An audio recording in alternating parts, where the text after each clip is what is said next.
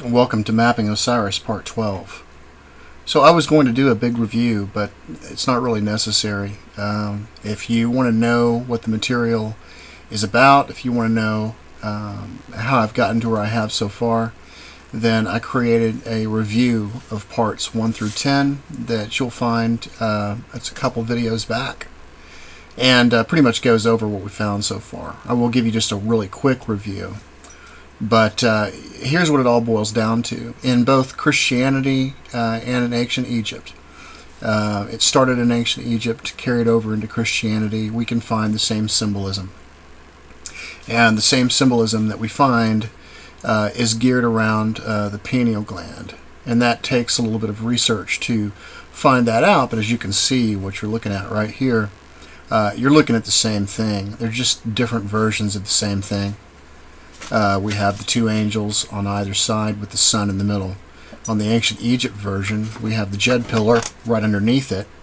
And the Jed pillar, basically, with those top four bars that you see there, represent the top four vertebrae in the spinal column. And this is the way that Osiris was represented. He was either represented as a Jed pillar, which is what you see just below the sun there, or he was represented as an eye and a throne. So yes, it's quite obvious, and if you start looking around the cathedrals yourself, you're going to find the same thing, that these same esoteric teachings are being found. Now, the work that I have been pulling from is Orion, who spent 17 years over in Egypt studying the Temple of Man in Luxor, located just south of Abydos.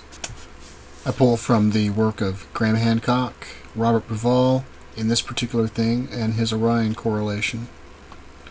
Ari Schwaller de Lubix, I mentioned, and also John Anthony West. And if you haven't had a chance to watch Magical Egypt, I highly suggest you watch it. Lots of good material inside that. It's an 8-part series. They're about an hour each. But if you get a chance every now and then, watch one of them. It's really just full of great information. And this is all based around Osiris. Osiris basically is the representation of the pineal gland, the energy from the pineal gland. He's a representation of the divine in man. And there were two major centers on the Nile, two very ancient centers. We know that one of them was Busiris and one of them was Abydos. Busiris being where the Nile Delta is in Lower Egypt, right up there at the top, right up there at the northern part, and then Abydos, which is the southern part of it.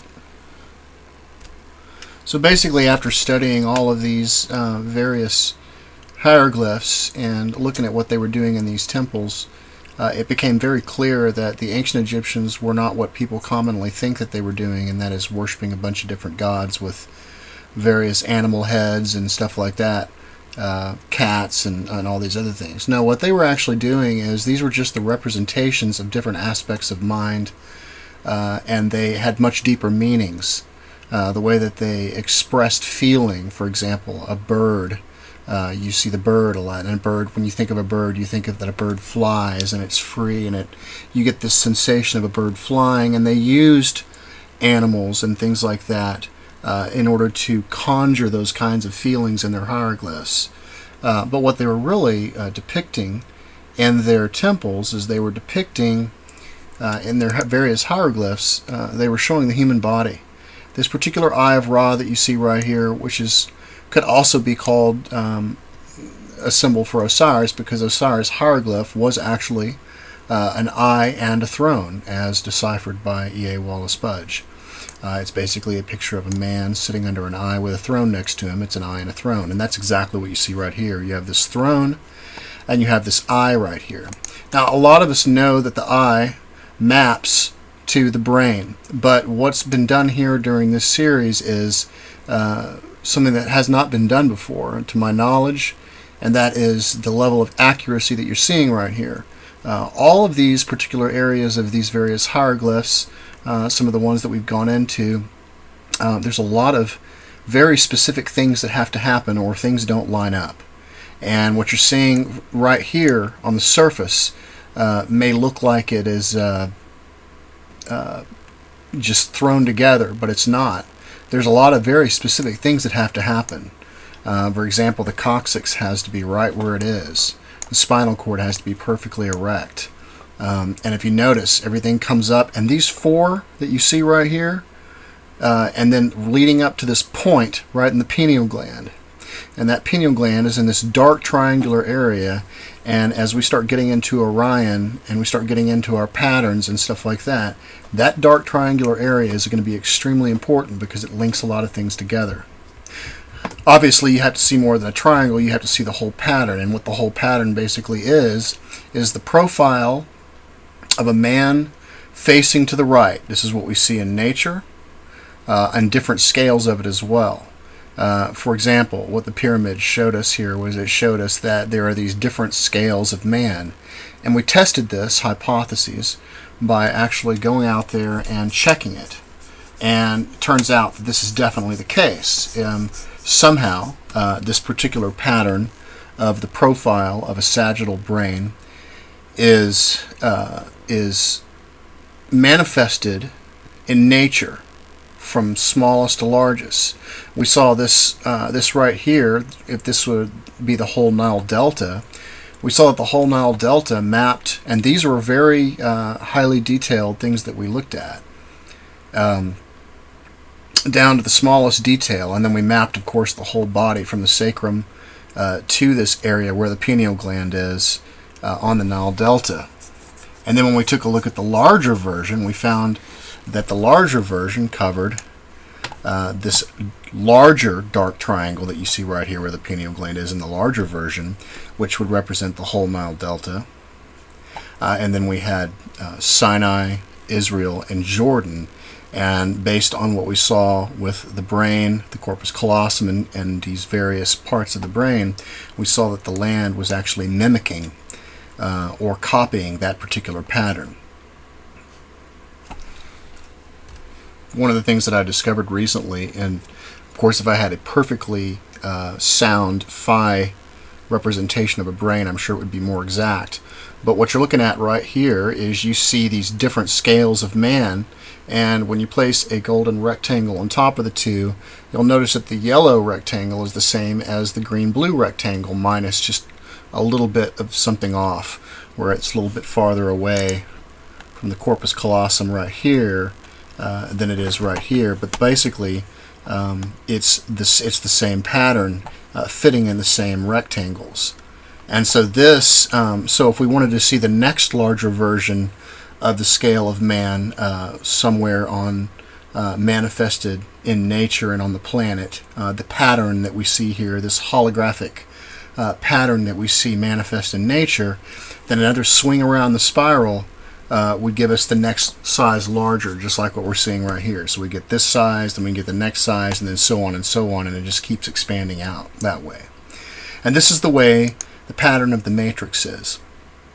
And this is also the pattern of Osiris, because Osiris is an eye and a throne.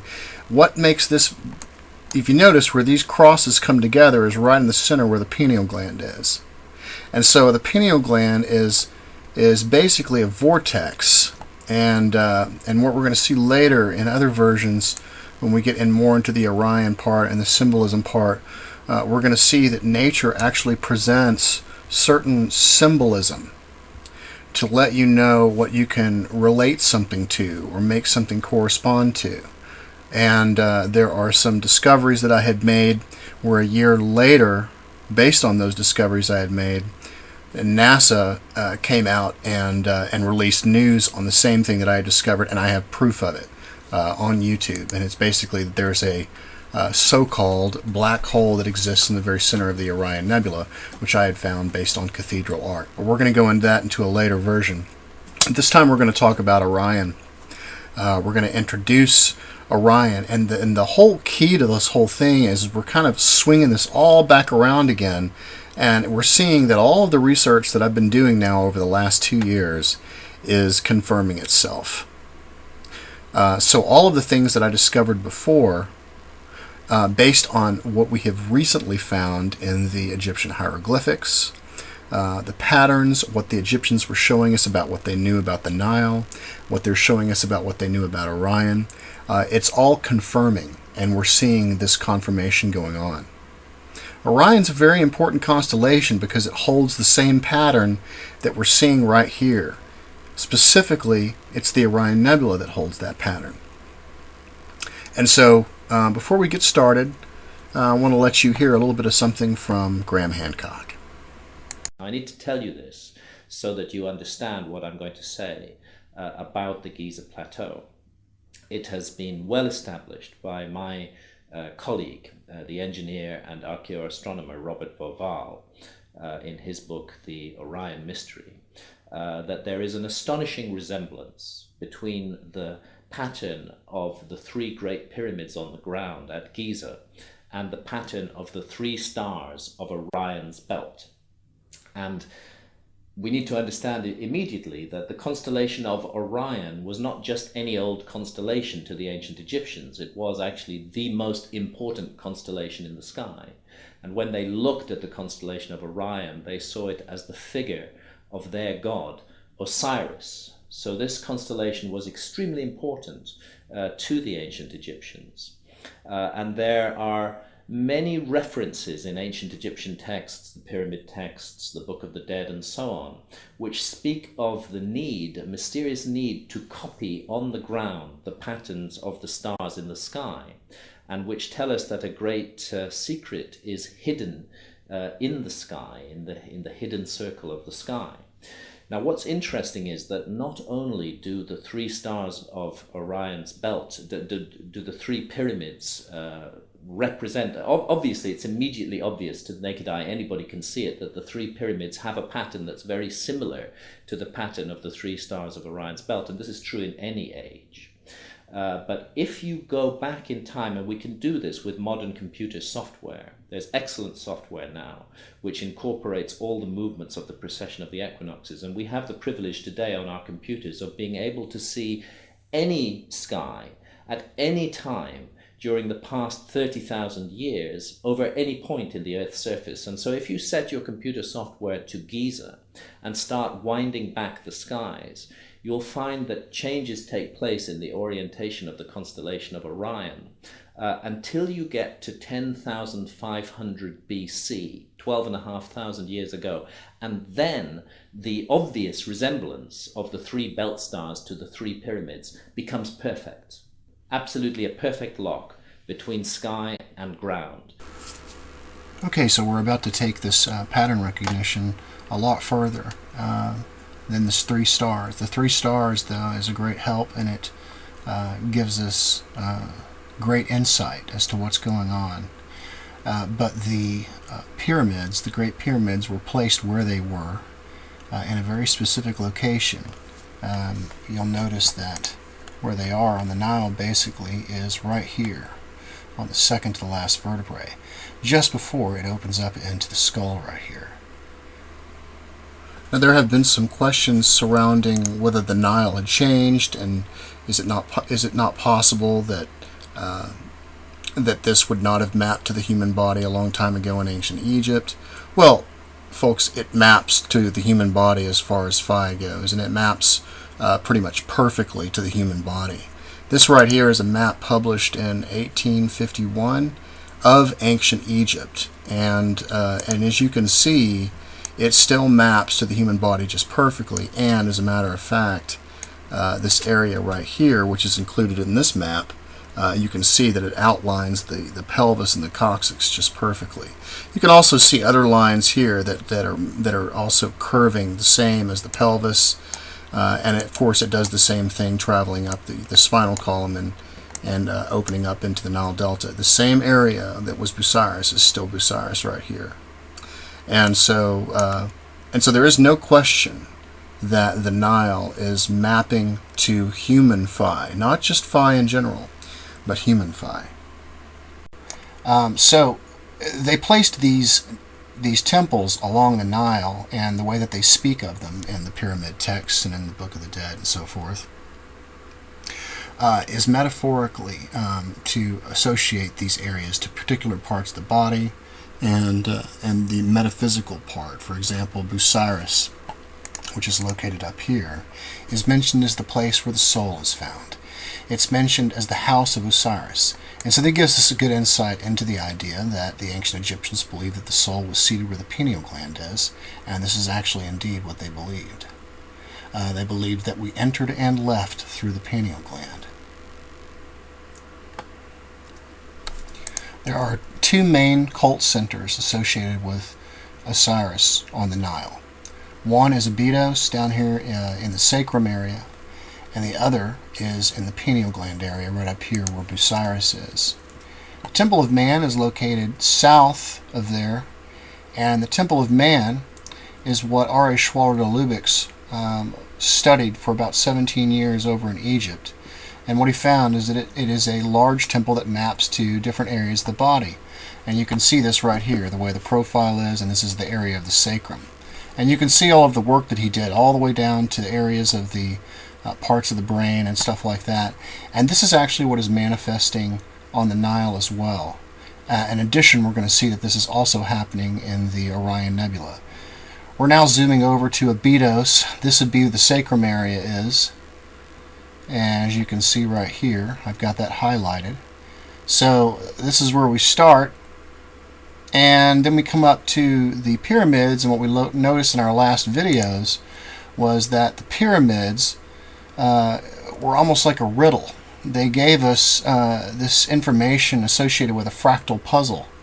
And we saw that what they were showing us were larger and smaller versions of man. We could see that when we looked in these particular hieroglyphs of theirs, showing a person standing in the middle of a tree with their eye in the middle of the tree, and a slot down their clothes to let us know we were supposed to put a brainstem in there. And they placed their feet where they did in order to guide what you were trying to place in there. And as you can see, where the eye is located is exactly in the same triangular area that you see right here where the pineal gland is located. So what you have is a smaller man here, and this larger tree here serves as a larger head because his eye is in the middle of that tree. This is the message that's been given right here. Where he's got his hands holding these particular things right here, if you look right here, this is where the pituitary is. So all these ancient Egyptians, what they were showing us had a lot to do with anatomy. And then our final location that we're going to go to here is Osiris. And Osiris is located right in the center of the Nile Delta. Now the pattern of the Nile Delta is very important. The pattern of the Nile Delta is the same as that triangular region I've shown you now a couple of times. Now the triangular region that I am referring to once again is this triangular region that you see right here. So if you were to draw a triangle around this area right here, this is what I'm referring to.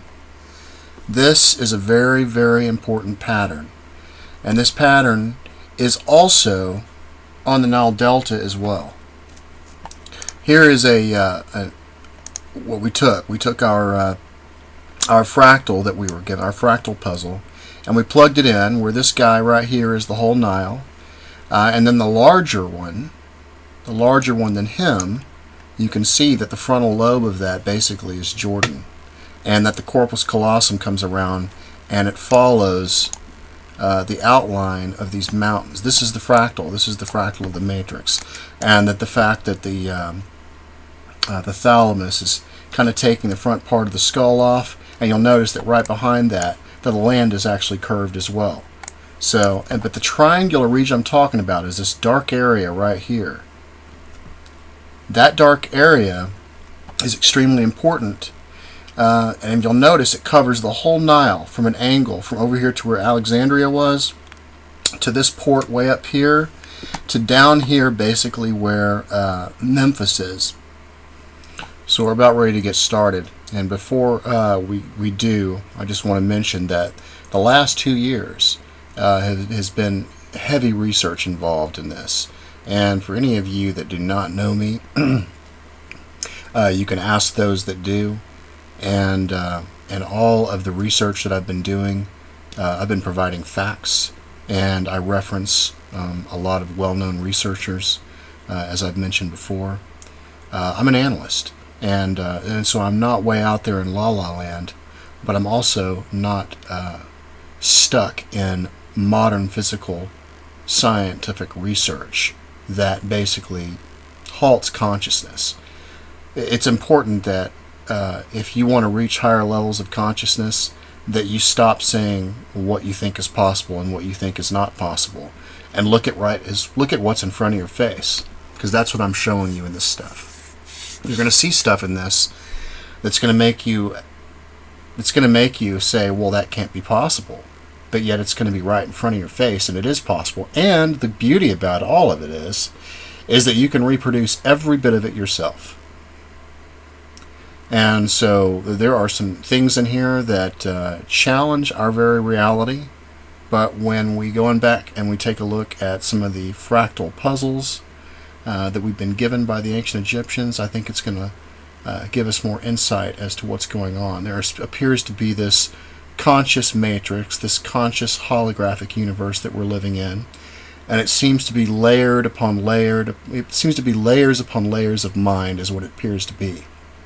And it even affects our current. Well, we'll get into it here in just a little bit.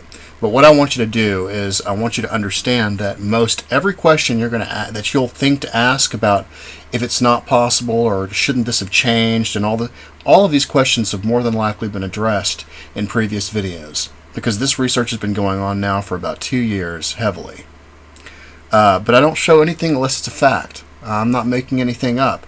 And time again, I have confirmed and proven myself over and over again. This work is extremely repeatable. I will be presenting it in a way so that left brain folks will get it as well. Now, if you're not able to recognize a simple image, I can't help you there. Okay, there's just certain things I'm not going to be able to help people do. For example, I couldn't help you recognize your car key from your house key. If you can't do stuff like that, then you're not going to be able to pick up this material. You should have at least some basic pattern recognition skills. If you don't have that, then this video is just not going to make any sense to you. So if you've got some decent pattern recognition skills, you should be fine. Okay, so the first thing we want to do is we want to get our bearings, and we want to gain a perspective of the way that we're viewing things in the sky versus the land. So I've got solarium here going on, and the area that I've chosen as a location basically is Osiris. So I would be sitting right here, and the point would be to be in Osiris, looking towards the Great Pyramids, or looking south, so that I'm looking south towards the constellations in the sky. So as you can see right here, we're located in Osiris, and so the next thing that we're going to do is we're going to change our date and time window, like Graham Hancock said, to 10,500 BC, and I think he said the spring equinox. And there's Orion right there. And so what we're going to do is we're going to just change the hours until it comes up on the horizon. So there it is, basically. As you can see, it's kind of low. And that's kind of the way it looks. This is all the other planets. And we see Orion here. So now, if we were looking south down the Nile, then we would see Orion like this. So I've got a couple of graphics I put together for you on that. Okay, now for the sake of visualization, the belt stars are lower and the Orion constellation is bigger, just for the sole purpose of showing you the belt stars in association to the pyramid. What you're going to notice is that the Orion Nebula is located under these three belt stars right here behind this middle pyramid right here. And but I want to establish the link between the three belt stars here. And I also want to add that I don't believe that the Cygnus correspondence to the pyramids is relevant, simply because the pyramids are specifically spoken of as far as Orion goes and Osiris, and so therefore I don't believe the Cygnus falls into place here.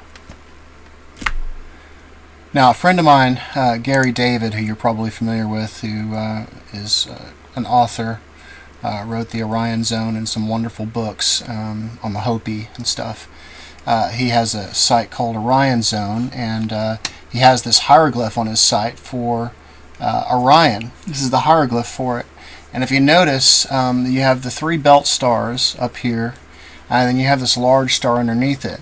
It's my opinion that what they were referring to as this large star is actually the Orion Nebula. It says, "O King, you are this great star, the companion of Sa," and Sa is the name for Orion, "who traverses the sky with a saw, who navigates the Duat underworld with Osiris. You ascend from the east of the sky, being renewed at your due season and rejuvenated at your due time." And so what I want to show you here is inside the Orion Nebula here, there's this very bright spot right here. It's a triangular region, that same triangular region that I want you to, I've been wanting you to pay attention to because it's becoming very important now. So let's get our bearings here. So here are our 3 belt stars, and the 3 pyramids are up here. They're up here on the Nile. And so underneath those 3 belt stars, you have the Orion Nebula that we just saw. So based on the configuration of the belt stars being up there, and then underneath it would be the Orion Nebula, then the Orion Nebula has a correspondence to something out here in the Nile Delta. And in the very center of the Orion Nebula is this bright area that you see right here, this triangular bright area. And this triangular bright area has a correspondence to the Nile Delta that we're going to see here. Okay, so now let's hop back over here and see why the pattern of the Nile Delta is important. Because right here we're looking at our fractal, our smaller and larger man that we see right here. And as we can see, we've already established that the corpus callosum follows along these mountains and so forth. And that what actually the Nile Delta becomes at this size or this level is it becomes the triangular region located where the pineal gland is. So the same guy that you see right here, larger than the other one, is what you see here. And as you notice, the skull outlines the land up here at the top. So you can see that the land curves around up here at the top. And you can see that this triangular region, what it's actually referring to, where the Nile Delta is the same area that's located where the pineal gland is. And the pineal gland is right in the center of that triangle. It is an eye in the triangle. And that's what the pineal gland references. And so we can see this as I've increased the transparency. The Nile Delta actually becomes that particular area associated where the pineal gland is seated. So now we need to establish our link to the Orion Nebula. But before we can really do that, what we have to do is establish that the Orion Nebula is showing the same pattern that we're seeing right here. It needs to be showing the same profile brain look that we're seeing right here, and as we're going to see, that's exactly what it's showing. Okay, the following here is an image comparison of a human brain to the Orion Nebula, and as you can see, the bright yellow triangle corresponds to this dark area. You can see the same pattern recognition all the way through. The optic nerve right here is the same as this area right here. You can see the frontal lobe, the triangular region of the frontal lobe. This right here is just a mix of the two. And I've got a video transition for you as well. But I'm trying to establish that this actually is a brain. In addition to that, it has the same profile looking to the right as it normally does. So if you can envision Orion standing up straight in the sky, right in the heart of Orion, basically, right in his phallus area, you have this. and it is a face pointing to the right. So if the Egyptians a long time ago, by some means of higher level of consciousness, when they saw Orion moving up into the sky like that, then it is very possible that they might have been seeing something related to the same pattern that we see that was associated to Osiris and Busiris located on the ground in the Nile Delta. But we have more to look at here. So this is just one of the images right here. This is an amateur photography, by the way. And here's your pineal gland area where the bright yellow triangle is located. Same as this area right here. Here's your vesica piscis, same as this right here. Your lateral ventricle, your frontal lobe, which is what you've got right here, and your temporal lobe coming down, which is the same as you have as this green part right here. So I can name it all the way down to the pons, and then what I've done right here is I've placed a semi-transparent shell of a human head on top of this, and what this allows me to do is to emphasize and pick up on these various areas of the brain, and you can see how they all fit in there just perfectly. Alright, so now what I've got here for you is a video transition between a regular brain and the Orion Nebula, and you're going to notice that all the parts, notice where the yellow triangle is, right where the triangle is that we normally see in a brain. Notice the cerebellum and the way that it dips in, and you can see the red part dip in there. You can see the frontal lobe, the corpus callosum coming around as it fades back in from the original to a regular brain. There's the optic nerve.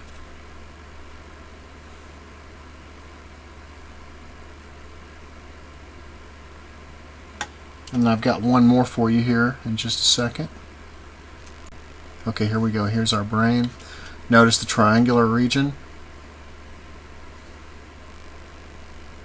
Notice the corpus callosum coming around. And the whole layout of the brain, the frontal lobe.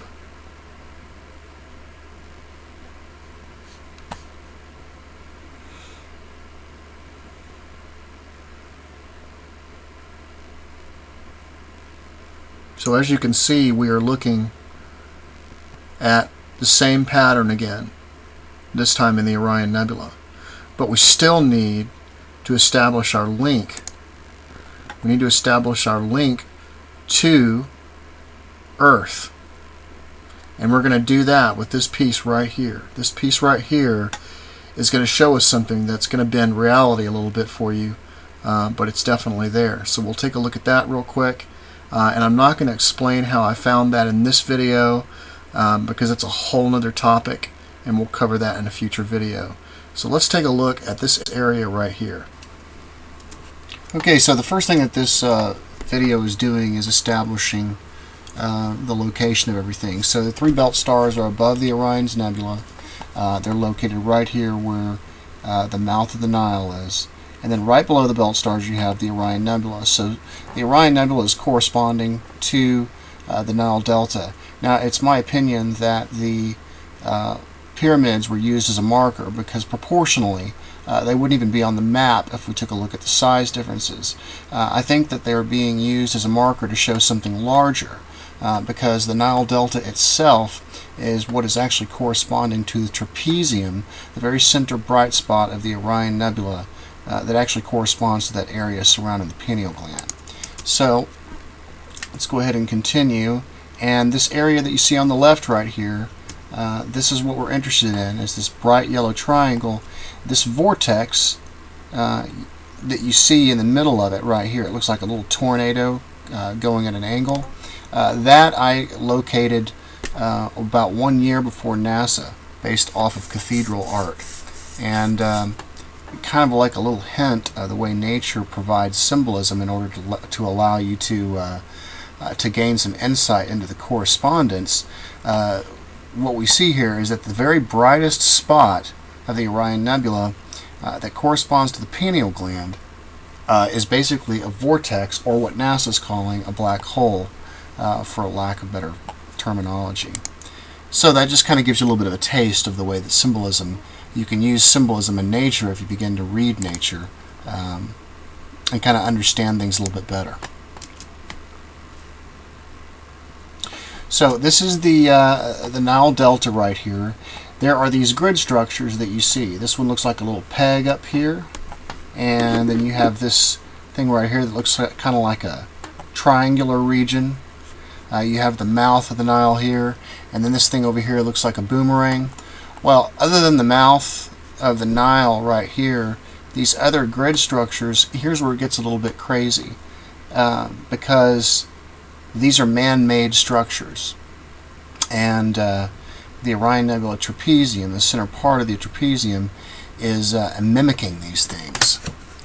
So this is not like a natural fractal. You know, people think, oh, well, you know, as above, so below, natural fractal, you know, the leaf is like the tree. Well, that's not the case here, because we actually have conscious man creating these grid structures, and the Orion Nebula is mimicking them.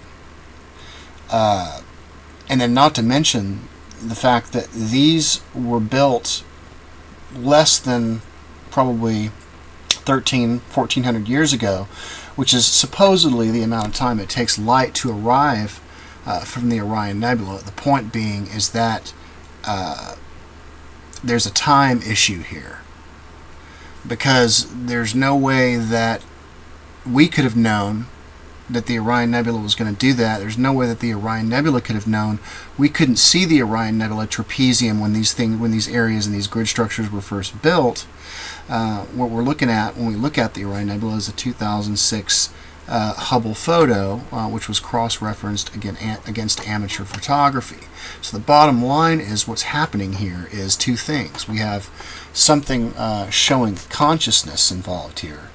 Some kind of intelligence or consciousness. And then number two, the theory of relativity is being broken because time apparently is irrelevant.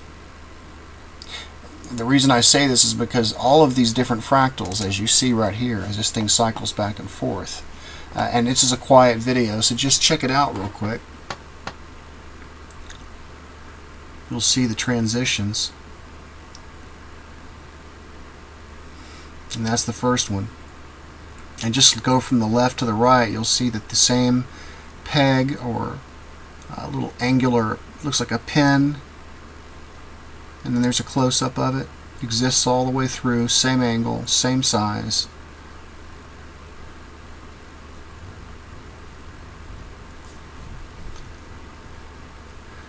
And then there's another man-made grid structure. You can see at the top, the transition, it exists all the way through. An impression of it looks like in the Orion Nebula trapezium area. And there's our natural fractal. But the interesting thing about this one is that the Nile, where it separates right here in the middle, you can see indications of that right here on the right.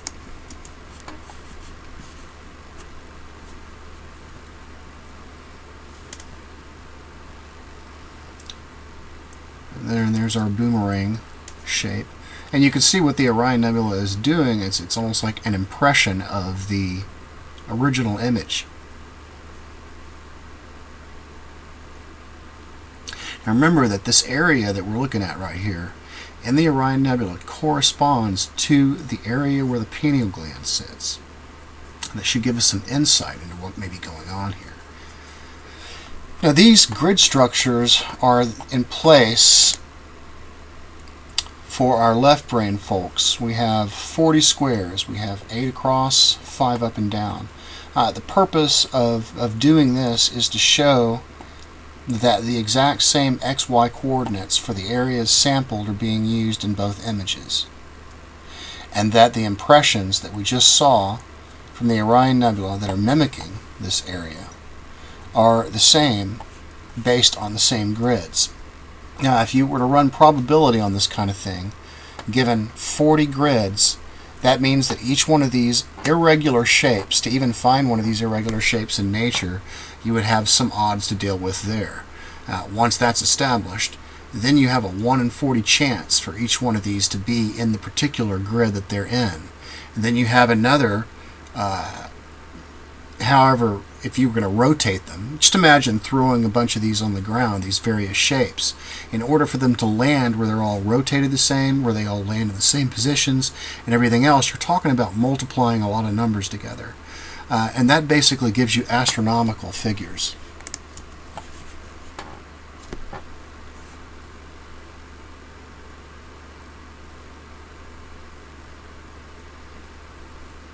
There's our first one on the top right. You'll notice that not only do you have the hump up here, but this darker land that exists right underneath it is also existing right here as well. You can also see that the same pattern that you see right here exists on all of them.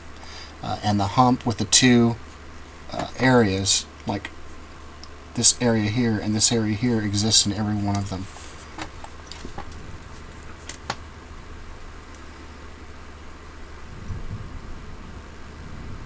There's our boomerang shaped land, and since that takes up 2 grids, that would be a 1 out of 20. And then we still have the rotation factor and the size factor. There's the mouth of the Nile.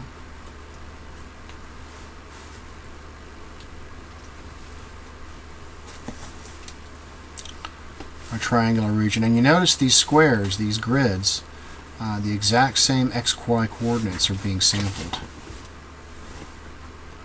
And there's our last one to look at right there. Now there's probably more on here, but the ones that I picked out for you are the ones I felt were the easiest to probably see. And there's our last one right there. And as you can see, this particular shape is repeated all the way through and being emulated in the Orion Nebula. It's almost like an impression of that particular thing. I know that's kind of strange, but there it is right in front of us.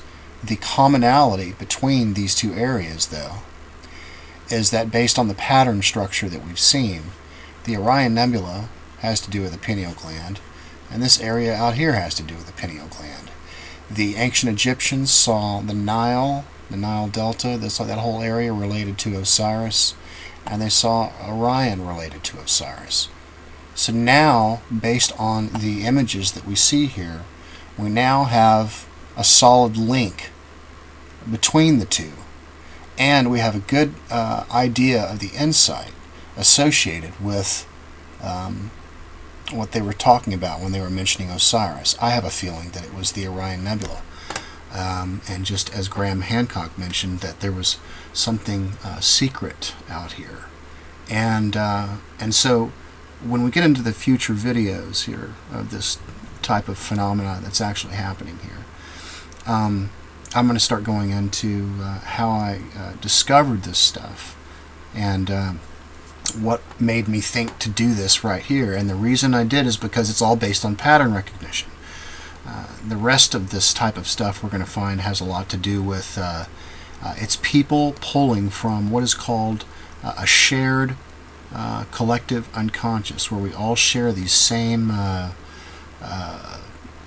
it's almost like we're all sharing the same dream, but we can't access it knowingly, and it comes out in art.